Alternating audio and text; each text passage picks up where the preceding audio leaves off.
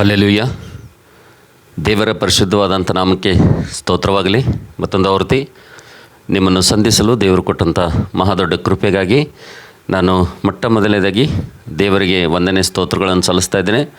ಮತ್ತು ಎರಡನೇದಾಗಿ ಈ ಒಂದು ಸಂದೇಶವನ್ನು ಕೇಳುವಂಥ ನಿಮ್ಮೆಲ್ಲರಿಗೂ ಕೂಡ ಮತ್ತೊಂದು ಆವೃತ್ತಿ ಯೇಸುವಿನ ಮಧುರ ನಾಮದಲ್ಲಿ ನಿಮಗೆ ಶುಭಗಳನ್ನು ತಿಳಿಸ್ತಾ ಇದ್ದೇನೆ. ಸೊ ನೀವೆಲ್ಲ ಹೇಗಿದ್ದೀರಿ? ನನ್ನ ಪ್ರೀತಿಯ ಸ್ನೇಹಿತರೆ, ಸಹೋದರ ಸಹೋದರಿಯರೇ, ನಾನು ನಿಮಗೋಸ್ಕರವಾಗಿ ಅನುದಿನವೂ ಪ್ರಾರ್ಥನೆ ಮಾಡುವಂಥ ನಿಮ್ಮ ಜೊತೆಯ ಸಹೋದರನಾಗಿದ್ದೇನೆ.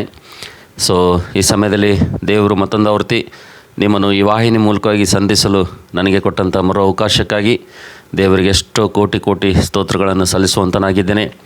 ಯಾಕೆಂದರೆ ದೇವರು ಈ ಒಂದು ಮಾಧ್ಯಮದ ಮೂಲಕವಾಗಿ ಯೂಟ್ಯೂಬ್ ಅಂತಕ್ಕಂಥ ಸಾಧನದ ಮೂಲಕವಾಗಿ ನಾವು ಅನೇಕ ಸ್ಥಳಗಳಲ್ಲಿದ್ದರೂ ಕೂಡ ನಾವು ಈ ಒಂದು ಪ್ಲಾಟ್ಫಾರ್ಮ್ನಲ್ಲಿ ನಾವು ಒಂದಾಗುವಂತೆ, ದೇವರ ಸ್ವರವನ್ನು ಕೇಳುವಂತೆ ಈ ಒಂದು ಸಾಧನವನ್ನು ಅನುಗ್ರಹಿಸಿದಂಥ ದೇವರಿಗೆ ಎಷ್ಟು ಸ್ತೋತ್ರ ಹೇಳಿದರೂ ಅದು ಕಡಿಮೆಯಾಗಿದೆ.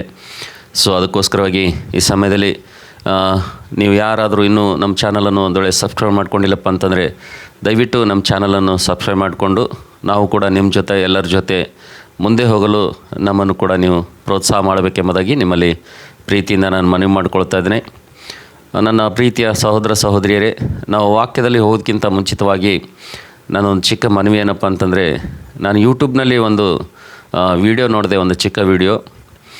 ಆ ವಿಡಿಯೋ ಯಾವುದಪ್ಪ ಅಂತಂದರೆ, ಗೋಡೆಗೆ ಹೋಲು ಹಾಕುವಂಥ, ಗೋಡೆಗೆ ರಂಧ್ರ ಮಾಡುವಂಥ ಒಂದು ವಿಡಿಯೋ. ಅಂದರೆ ಒಂದು ಗೋಡೆಗೆ ಯಾವ ರೀತಿಯಾಗಿ ಮೊಳೆಯನ್ನು ಹೊಡೆಯಲು ಒಂದು ರಂಧ್ರವನ್ನು ಮಾಡಬೇಕಂತೇಳಿ ಒಬ್ಬನು ಚಿಕ್ಕ ಹುಡುಗ ಒಂದು ವಿಡಿಯೋ ಮಾಡಿದ್ದಾನೆ. ಕೇವಲ ಗೋಡೆಯಲ್ಲಿ ಒಂದು ಮಳೆಯನ್ನು ಹೊಡೆಯೋದಕ್ಕೋಸ್ಕರಾಗಿ ರಂಧ್ರ ಯಾವ ರೀತಿಗೆ ಮಾಡಬೇಕು ಅಂತಕ್ಕಂಥ ಒಂದೇ ಒಂದು ವಿಡಿಯೋಕ್ಕೆ ಲಕ್ಷಾಂತರ ಜನ ವ್ಯೂಸ್ಗಳನ್ನು ಬಂದಿದ್ದಾರೆ. ಲಕ್ಷಾಂತರ ಜನರು ಅದನ್ನು ನೋಡಿದ್ದಾರೆ, ಲಕ್ಷಾಂತರ ಜನರು ಅದನ್ನು ವೀಕ್ಷಿಸಿದ್ದಾರೆ. ಆದರೆ ಒಂದು ದುಃಖದ ಸಂಗತಿ ಏನಪ್ಪ ಅಂತಂದರೆ, ಇವತ್ತು ನಮ್ಮ ಕ್ರೈಸ್ತ ಸಮಾಜ, ಕ್ರೈಸ್ತ ಬಾಂಧವರು ಇವತ್ತು ನಮ್ಮವರೇ ಆದಂಥವರು ನಮಗೆ ಈ ಒಂದು ಪ್ರೋತ್ಸಾಹ ಮಾಡದೇ ಇರುವುದರಿಂದ, ನಮಗೆ ಸಪೋರ್ಟ್ ಮಾಡದೇ ಇರುವುದರಿಂದ, ನಮ್ಮ ವಿಡಿಯೋಗಳಿಗೆ ಅವರು ಲೈಕ್ ಮಾಡದೇ ಇರೋದರಿಂದ, ಶೇರ್ ಮಾಡದೇ ಇರೋದರಿಂದ ನಾವಿನ್ನೂ ಕೂಡ ಆ ಒಂದು ಗೋಡೆಗೆ ರಂಧ್ರ ಹೊಡೆಯುವಂಥ ಆ ಮಳೆಗೂ ಕೂಡ ನಾವು ರೀಚ್ ಆಗದೆ ಈ ಚಾನಲನ್ನು ಪ್ರಾರಂಭ ಮಾಡಿ 2 ವರ್ಷ ಆದರೂ ಕೂಡ ನಾವು 1,000 ಜನ ಸಬ್ಸ್ಕ್ರೈಬ್ ಮಾಡಿಕೊಳ್ಳಿಕ್ಕೆ ನಮ್ಮಿಂದ ಸಾಧ್ಯ ಆಗಲಿಲ್ಲ. ಕಾರಣ ಏನಪ್ಪ ಅಂತಂದರೆ, ನಾವು ಕೊಡುವಂಥ ಸಂದೇಶವಾಗಲಿ, ಅದರಲ್ಲಿರುವಂಥ ಸಬ್ಜೆಕ್ಟ್ ಆಗಲಿ ಮೋಸ್ಟ್ಲಿ ನಮ್ಮ ಕ್ರೈಸ್ತ ಸಮಾಜಕ್ಕೆ ಅದು ಪ್ರೋತ್ಸಾಹಕರವಾಗಿಲ್ಲ ಏನೋ ಎಂಬುದಾಗಿ ನಾನು ಅಂದ್ಕೊಳ್ತೇನೆ. ಆದರೂ ಒಂದು ಸ್ಟ್ಯಾಂಡ್ ಏನಪ್ಪ ಅಂದರೆ, ನನ್ನ ಮನವಿ ಏನಪ್ಪ ಅಂದರೆ, ಕನಿಷ್ಠ ಆ ಗೋಡೆಗೆ ಹಾಕುವಂಥ ರಂಧ್ರಕ್ಕಿಂತಲೂ ನಾನು ಕೊಡುವಂಥ ಯೂಟ್ಯೂಬ್ನಲ್ಲಿ ಈ ಸಂದೇಶ ಅದಕ್ಕಿಂತಲೂ ಶ್ರೇಷ್ಠ ಎಂಬುದಾಗಿ ನಾನು ನಂಬ್ತೇನೆ. ನೀವು ಯಾರು ನಂಬ್ತಿರೋ ಬಿಡ್ತಾರೋ ನನಗಂತೂ ಗೊತ್ತಿಲ್ಲ. ಬಟ್ ಅದು ಕೇವಲ ಗೋಡೆಗೆ ಒಂದು ರಂಧ್ರ ಹಾಕುವಂಥ ಒಂದು ವಿಡಿಯೋ ಅದು. ಆದರೆ ಇದು ನಮ್ಮ ಜೀವಿತಕ್ಕೆ ಸಂಬಂಧಪಟ್ಟಂಥ, ನಮ್ಮ ಆತ್ಮೀಯ ಜೀವಿತಕ್ಕೆ ಸಂಬಂಧಪಟ್ಟಂಥ ಮಾತುಗಳು ಈ ಚಾನಲ್ ಮೂಲಕವಾಗಿ ಅನೇಕ ಸಂದೇಶಗಳು ಬರ್ತಾಯಿದ್ರು ಕೂಡ ಅನೇಕರು ಸ್ಪಂದಿಸ್ತಾ ಇಲ್ಲ, ಅನೇಕರು ವ್ಯೂಸ್ಗಳು ಬರ್ತಾಯಿಲ್ಲ, ಅಥವಾ ಬಂದಂಥ ನೋಡಿದಂಥವ್ರು ಕೂಡ ಅದನ್ನು ಇನ್ನೊಬ್ಬರಿಗೆ ಶೇರ್ ಮಾಡ್ತಾಯಿಲ್ಲ, ಲೈಕ್ ಮಾಡ್ತಾಯಿಲ್ಲ.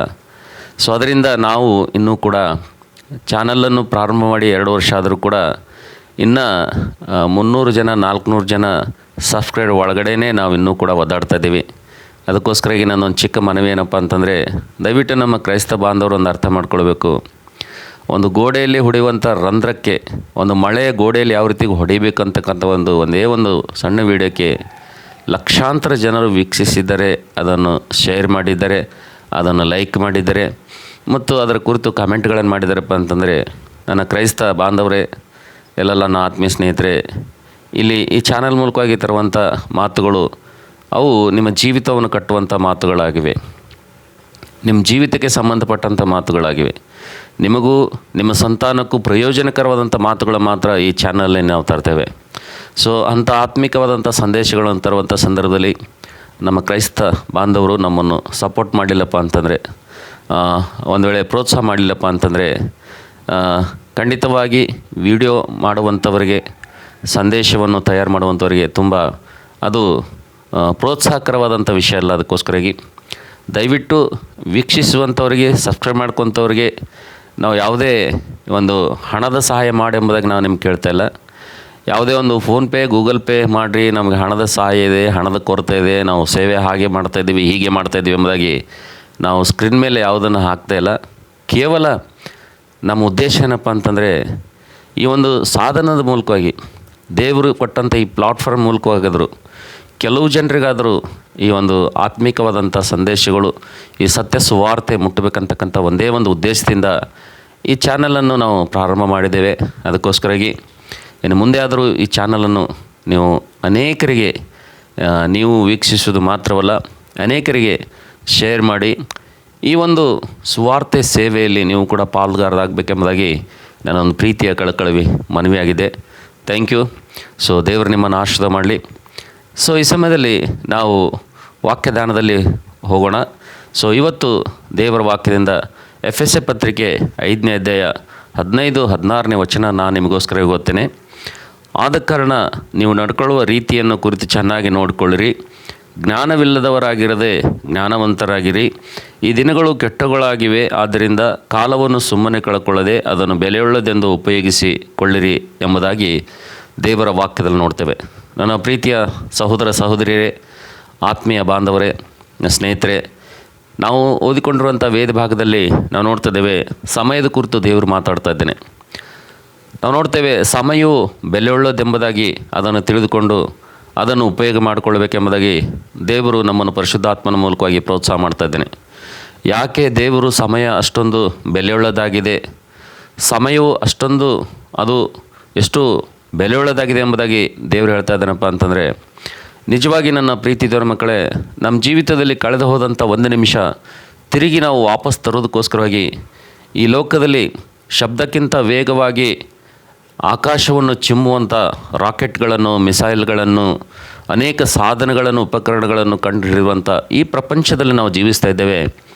ಆದರೆ ಇಷ್ಟೊಂದು ವೇಗವಾಗಿ ಬೆಳೆದಿರುವಂಥ ಈ ನಮ್ಮ ವಿಜ್ಞಾನ ಆಗಲಿ, ಅಥವಾ ಮಾನವನ ಬುದ್ಧಿ ಆಗಲಿ, ಮಾನವನ ಶಕ್ತಿ ಆಗಲಿ, ಮಾನವನ ಸಾಮರ್ಥ್ಯ ಆಗಲಿ, ಮಾನವನ ಜ್ಞಾನ ಆಗಲಿ, ಯಾವುದೇ ಸಾಧನವಾಗಲಿ, ಆದರೆ ನಮ್ಮ ಜೀವಿತದಲ್ಲಿ ಕಳೆದು ಹೋಗಿರುವಂಥ ಒಂದು ನಿಮಿಷ ನಾವು ವಾಪಸ್ಸು ಹಿಂದಕ್ಕೆ ತಂದುಕೊಳ್ಳೋದು ಯಾರಿಂದಲೂ ಕೂಡ ಸಾಧ್ಯವಿಲ್ಲ. ಅದಕ್ಕೋಸ್ಕರಾಗಿ ಈ ಸಮಯ ಅಂತಕ್ಕಂಥದ್ದು ಅದು ಮಾನವ ಒಂದು ಶಕ್ತಿಗೆ ಅದು ಮಿಂಚಿನ ಒಂದು ಶಕ್ತಿಯಾಗಿದೆ. ಅದಕ್ಕೋಸ್ಕರಾಗಿ ಕಾಲಗಳನ್ನು, ಸಮಯಗಳನ್ನು ದೇವರ ವಶದಲ್ಲಿರೋದ್ರಿಂದ ಸೊ ಅದನ್ನು ನಾವು ಹಿಡಿದಿಟ್ಟುಕೊಳ್ಳಿಕ್ಕೆ, ಅದನ್ನು ನಮ್ಮ ಕಂಟ್ರೋಲ್ ಇಟ್ಕೊಳ್ಳಿಕ್ಕೆ ಸಾಧ್ಯವಿಲ್ಲ. ಅದಕ್ಕೋಸ್ಕರಾಗಿ ನಮ್ಮನ್ನು ಸೃಷ್ಟಿ ಮಾಡಿದಂಥ ದೇವರು ಭೂಮಿಯಲ್ಲಿ ಇಟ್ಟಿರುವಂಥ ನಮಗೆ ಆತನು ಹೇಳುವಂಥ ಮಾತೇನಪ್ಪ ಅಂತಂದರೆ, ಕಾಲವನ್ನು ಸುಮ್ಮನೆ ಕಳ್ಕೊಳ್ಳದೆ ಅದನ್ನು ಬೆಲೆಯುಳ್ಳದೆಂಬುದಾಗಿ ಉಪಯೋಗಿಸಿಕೊಡ್ರಿ ಎಂಬುದಾಗಿ ಹೇಳ್ತಾ ಇದ್ದೀನಿ. ಈ ನನ್ನ ಮಾತುಗಳನ್ನು ಕೇಳುವಂಥ ನನ್ನ ಯೌವನಸ್ಥ ಮಕ್ಕಳೇ, ದೇವರು ನಿಮ್ಗೆ ಕೊಟ್ಟಂಥ ಈ ಒಂದು ಯೌವನ ಕಾಲವನ್ನು ನೀವು ಯಾವ ರೀತಿ ಕಳೀತಾ ಇದ್ರಿ? ಅಥವಾ ನನ್ನ ಪ್ರೀತಿಯ ಸಹೋದರ ಸಹೋದರಿಯರೇ, ಕ್ರೈಸ್ತ ಬಾಂಧವರೇ, ದೇವರು ಕೊಟ್ಟಂಥ ಈ ಅಮೂಲ್ಯವಾದಂಥ ಸಮಯವನ್ನು ಯಾವುದರಲ್ಲಿ ಖರ್ಚು ಮಾಡ್ತಾಯಿದ್ರಿ? ಯಾಕಪ್ಪ ಅಂದರೆ ದೇವರು ಹೇಳ್ತಾ ಇದ್ದೀನಿ, ಸಮಯವು ಬಹಳ ಬೆಲೆಯುಳ್ಳದೆಂಬುದಾಗಿ ಹೇಳ್ತಾ ಇದ್ದೇವೆ. ಈ ಲೋಕದಲ್ಲಿ ಎಲ್ಲವನ್ನು ನೀವು ಕೊಂಡ್ಕೊಳ್ಬೋದು ಬೆಲೆ ಕೊಟ್ಟು, ಆದರೆ ಸಮಯವನ್ನು ಮಾತ್ರ ಕೊಂಡ್ಕೊಳ್ಳಿಕ್ಕೆ ಯಾರಿಂದಲೂ ಕೂಡ ಸಾಧ್ಯವಿಲ್ಲ. ಅದು ಎಲ್ಲೂ ಕೂಡ ನೀವು ಸಿಗುವುದಿಲ್ಲ. ಅದು ದೇವರು ಕೊಟ್ಟಂಥ ಮಹಾದೊಡ್ಡ ಕೃಪೆಯ ಸಮಯವಾಗಿರೋದ್ರಿಂದ ಅದನ್ನು ವ್ಯರ್ಥವಾಗಿ ನಾವು ಹಾಳು ಮಾಡಬಾರ್ದು ಎಂಬುದಾಗಿ ದೇವರ ವಾಕ್ಯದಲ್ಲಿ ನಾವು ನೋಡ್ತೇವೆ.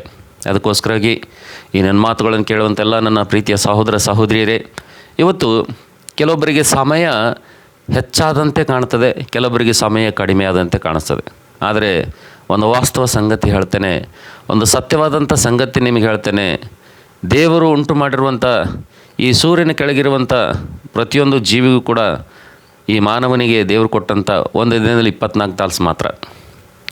ಒಂದು ದಿನಕ್ಕೆ 24 ತಾಸು ಮಾತ್ರ ದೇವರು ಪ್ರತಿಯೊಬ್ಬರಿಗೆ ಕೊಟ್ಟಿದ್ದಾನೆ. ಮತ್ತು ದೇವರು ಸಮಯವನ್ನು ಕೊಡೋದ್ರಲ್ಲಿ ಯಾರಿಗೂ ಪಕ್ಷಪಾತಿ ಮಾಡಿಲ್ಲ. ಇವತ್ತು ಅಮೆರಿಕ ದೇಶದ ಅಧ್ಯಕ್ಷರಿಗೂ ಕೂಡ 24 ತಾಸೆ, ಇವತ್ತು ನಮ್ಮ ಭಾರತ ದೇಶದ ಪ್ರಧಾನಮಂತ್ರಿ ಕೂಡ 24 ತಾಸೆ, ಇವತ್ತು ನಮ್ಮ ಕರ್ನಾಟಕ ರಾಜ್ಯದ ಮುಖ್ಯಮಂತ್ರಿ ಕೂಡ 24 ತಾಸೆ, ಇವತ್ತು ಮಂತ್ರಿ ಮಂಡಲದಲ್ಲಿರುವಂಥ ಎಲ್ಲರಿಗೂ ಕೂಡ 24 ತಾಸೆ, ಇವತ್ತು ರಾಜ್ಯಾಂಗದಲ್ಲಿರುವಂಥ, ಕಾರ್ಯಾಂಗದಲ್ಲಿರುವಂಥ ಪ್ರತಿಯೊಂದು ವ್ಯವಸ್ಥೆಯಲ್ಲಿ ಇವತ್ತು ಇರುವಂಥ ಪ್ರತಿಯೊಬ್ಬರಿಗೂ, ಇವತ್ತು ಸಾಮಾನ್ಯವಾದಂಥ ಒಬ್ಬ ಮನುಷ್ಯನಿಗೂ ಮತ್ತು ಉನ್ನತವಾದಂಥ ಹುದ್ದೆಯಲ್ಲಿರುವಂಥ ಅಧಿಕಾರಿಗೂ ಕೂಡ ದೇವರು ಕೊಟ್ಟಿರುವಂಥದ್ದು ಕೇವಲ ಎಲ್ಲರಿಗೂ 24 ತಾಸುಗಳು ಮಾತ್ರ ಒಂದು ದಿನದಲ್ಲಿ ಆತನು ಕೊಟ್ಟಿದ್ದಾನೆ. ಆದರೆ ಇವತ್ತು ನಾವು ನೋಡ್ತೇವೆ, ಇವತ್ತು ಕೆಲವರು ದೇವರು ಕೊಟ್ಟಂಥ 24 ತಾಸಿನಲ್ಲಿ ಹೆಚ್ಚಾದಂಥ ಕಾರ್ಯಗಳನ್ನು ಮಾಡಿ ತಮ್ಮ ಜವಾಬ್ದಾರಿಯನ್ನು ಅವರು ನಿಭಾಯಿಸ್ತಾ ಇದ್ದಾರೆ.